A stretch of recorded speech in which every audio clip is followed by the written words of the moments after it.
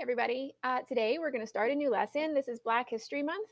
And so we should always be learning about all different people from all different cultures all year long. We especially are going to make sure we focus on African American people during the month of February.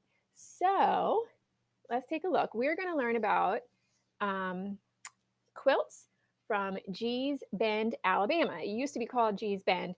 Now it's actually called Boykin, Alabama. So we're going to learn about this tradition. What is a quilt? You guys are pretty old. You should know what a quilt is. A quilt goes on your bed. Here's an example of a quilt from Gee's Bend on somebody's bed. So Gee's Bend, there you can see my mouse. All right, so we're up here in Philadelphia. It's all the way down here in Alabama, right? Here's Florida, here's Alabama. And it's called Gee's Bend for a very specific reason. There's a river. You can't see the river on this map. The Alabama River curves around like this huge bend, and Gee's Bend is in this area. And the whole area is surrounded by water, basically. And because of that, it's really cut off from a lot of other towns and cities.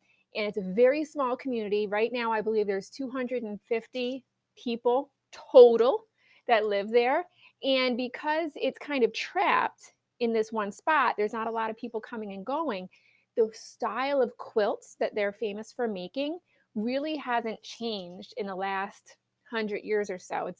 The style has really remained the same, and most people kind of stay there, and things haven't changed much, and that's kind of what makes it special.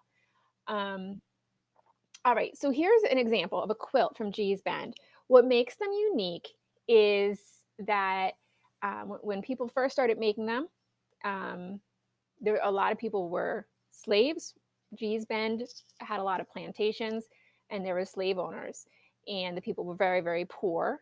Obviously, they were slaves, and then even after slavery was abolished, they were still very, very poor, and they needed quilts to stay warm as a blanket on their bed.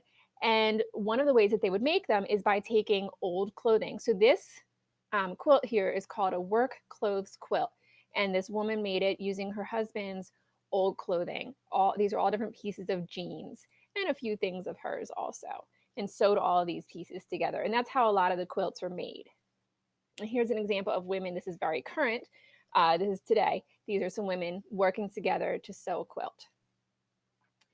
Here's another example of a quilt, and I'm just going to pop through really quick. They eventually got discovered by somebody. The town got discovered by somebody, and the person said, well, these quilts are amazing. They ended up putting them in museums, and today it's a source of income for the women that are making quilts. They sell them at a lot of different places. So that's an example of one in a museum. I'm going to zip through really quick. After this, I'm going to show you, oh, here's Michelle Obama, her portrait, and the designs on the dress, the artist said reminded her of the Gee's Bend quilts. That's interesting. So after this little video, you're going to switch to the next picture in your slideshow, and I'm going to read a story about Gee's Bend quilts, and then I'm going to show you what we're going to do for our art project. This one reminds me of the pictures of the designs on Michelle Obama on her dress. All right,